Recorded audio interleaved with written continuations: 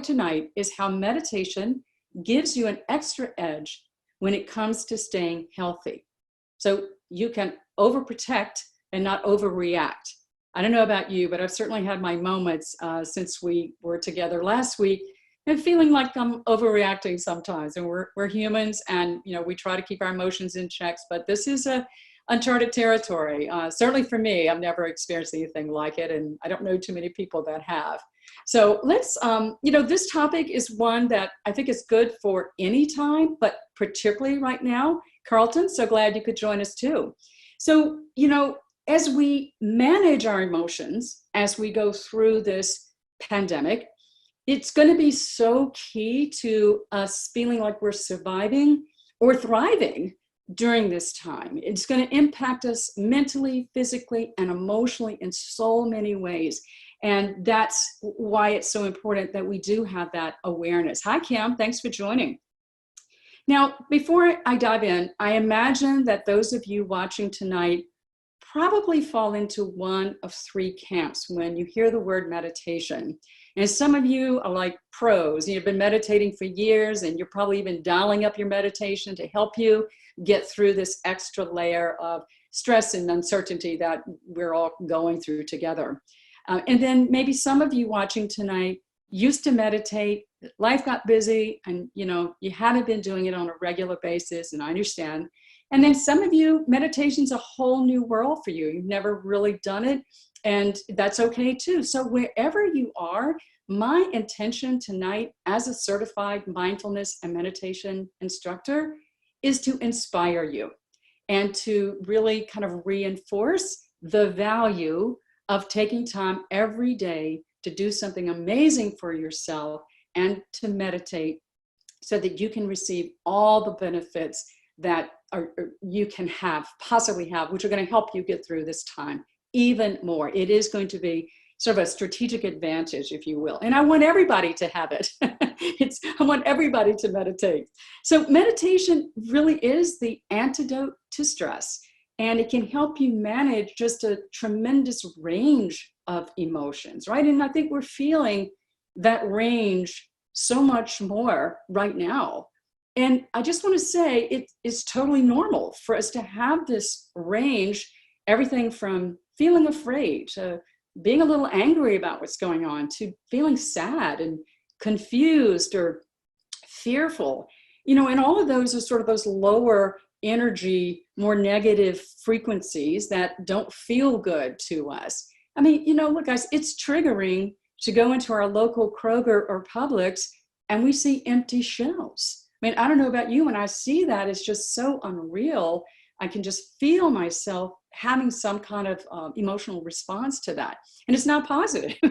So, it's all the more reason that we need to take time for ourselves every day and practice meditation, a major self-care tool for you. So taking time out every day to meditate, it just helps us in so many ways, and it gives us a boost. It really gives us an edge to staying healthy in our minds, in our hearts, and in our bodies as well. And I just want to go over a couple of reasons to keep meditating or to start meditating. If you've been meditating, keep meditating like a pro, or to dust off your meditation practice and just start tomorrow again. Tomorrow's a new day. Or if you're new to this, decide that you're going to begin to do it. And I'll get back to what you can do with that a little at the end of my talk. So first and foremost, meditation will boost your immune system. We have studies on this. I'm not just saying it, that we really have data on how this happens. Now, the coronavirus, we all know, is a highly contagious disease. And I'm not saying that the meditation is going to protect you against getting it, but we do have research that has shown that meditation strengthens your immune system by providing that mental, physical, and emotional space for you to rest and to restore and rejuvenate. Even on a cellular level, relaxation techniques like meditation can positively impact the lymphocytes. Let me get that right, lymphocytes. That's a type of white blood cell which helps produce antibodies and that destroys cells that could cause damage. So just on a cellular level, this is such a benefit for you to take time every day and meditate. And if we don't have some kind of relaxation technique like meditation, and that's all it is, guys, it's just a way to calm your nervous system. It's a breathing exercise. Our sympathetic nervous system, which you may refer to as fight or flight, just gets activated and stays activated. It stays on, flooding us with stress hormones like cortisol and adrenaline. And just like you can't keep a car running all the time, it'll run out again. We can't stay running all the time. We can't have that nervous system highly activated and running constantly, or we will begin to break down. We will get sick. We have to refill our tanks as well. And, people that do this, just never take time for themselves. You know what happens? They end up breaking down. They end up getting sick. They end up, have a weakened immune system. And then they make poor decisions, and then they're burning out, and it's just a spiral downward. So we need to have something like meditation in our life to give us that space to rest. And meditation's capacity to reduce stress, it improves your immune system, because stress can really create that diminished immune response. All right, so meditation has a proven track record in over 4,000 studies for helping manage and alleviate anxiety. A lot of us are feeling very, very anxious. I think more so. I've certainly heard it from a lot of people, and I've had my moments as well. But so not only does that help, not only does meditation help reduce stress, it helps improve our immune system too, and helps us manage this increase of anxiety that comes from being in the middle of a global pandemic right now. So meditation also increases our ability to be more self-aware, because we're taking time every day to slow down and be with ourselves and be with what we're feeling. So that hopefully makes perfect sense to you. And once we become more self-aware of what our emotional home is and how we're doing, then we can better control those emotions in a way that serves us and helps us stay healthier. It helps us heal. So let me just share a little mindfulness thing here. When you feel like you're overwhelmed by what's going on, and the level of uncertainty with this pandemic is just enormous. And I think a lot of people feel like, I'm doing pretty well. And then I have this wave of panic almost, right? Does anybody out there feel like that? Put it in the chat box. I could write that in myself. So, when you have this meditation practice, you're more aware of these ways and these feelings that you're having. And so what you want to do is to acknowledge them and take some action. You can ground yourself when you're having those moments of feeling panicked or overwhelmed. And you can just clear your bloodstream of all this cortisol and adrenaline running through by just simply taking some deep, deep breaths. I know you've heard me say that if you come to the Facebook Lives, but it's so simple that it's easy to overlook and forget. But that will quickly stop the activation of our sympathetic nervous system and activate the other nervous system, the parasympathetic nervous system, which will cause you to relax, to think more clearly, to pause. All right, and that's what we want to do. We want to stop the car so that then we can take action. All right, so this will allow you to come face to face with what you're feeling, and that is okay. We shouldn't deny these feelings, but we can take action in an intelligent way that's going to help us move through them. All right. So when we take these deep breaths and we've activated our parasympathetic nervous system, we're starting to calm down and we can feel that happening. I want you to just ask yourself this: what am I feeling? Why am I feeling this? Am I creating an extra layer of worry that it really isn't going to serve me or really isn't necessary? Have I just gotten caught up in what's on the news? Kind of have that chat with yourself. And, do you really think the world is going to end? It's not. We are going to get through this. I can't say that enough. And we're going to learn a lot about ourselves and about everything in our world, and things will be different, but we will get through it. So by panicking or feeling overwhelmed is not going to serve us, but we've got to work through those feelings. So just being aware of them is the first thing, and taking that moment to pause and observe and inquire, why those feelings are coming up is a very healthy mindfulness practice to do. And so what happens next is we can say, answer those questions and realize that, we may just have been caught up in some fear, frustration, or whatever confusion. And now we can begin to shift to a higher energy frequency and make ourselves feel more positive by focusing on what is good in the world. What do you control? What are you grateful for? All the things that lift your energy frequency to a higher, more positive state is going to help you make that shift. And an example of that is if you're ever upset about something else and you call up a friend and you have a talk, you sort of extrovert your feelings and talk through it with a good friend, you feel better. You feel healed in a way, right? And that's what I'm talking about. And that's something that you can do in the moment when you feel it. And then what's going to happen is those emotions are going to just move on like a weather pattern. That's the thing about emotions. They don't hang around forever. They do change. They do move just like the weather. But I think it's good to work through them and take the power away from them, right?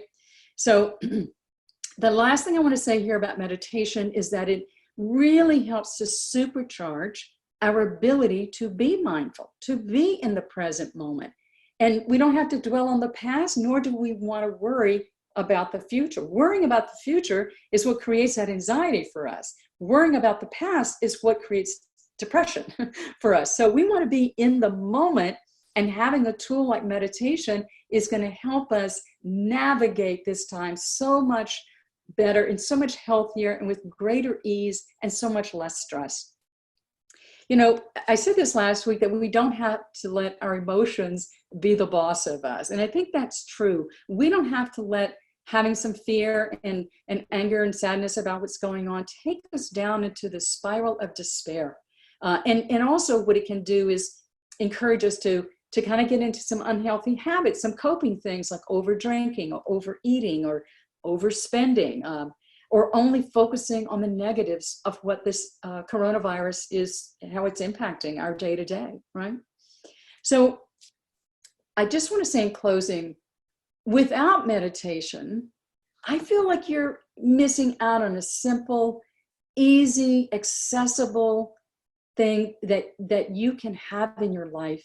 And it's the thing that's going to give you a real extra advantage right now to thrive instead of feeling like you're just surviving. Those of you that may feel that way, it's going to give you that extra edge for staying healthy, mentally, emotionally, and physically.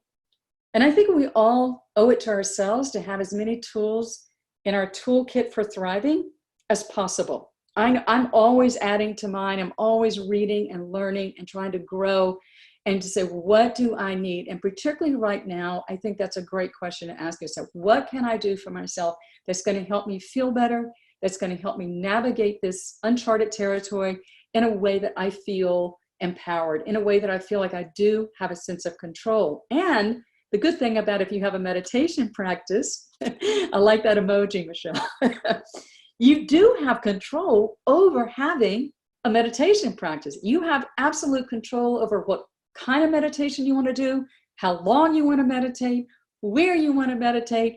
And it's just a great thing to integrate into your life. And I'll close with this tip. If you are new to meditation or you haven't practiced and you kind of feel like you're starting again, that's great. Just start with some apps. There are tons of free apps that you can get on your phone. And I'll just mention a few. I have no relationship with any of these companies, but Headspace is one, Insight Timer, Oak, 10% Happier, Calm, that's also a fantastic one.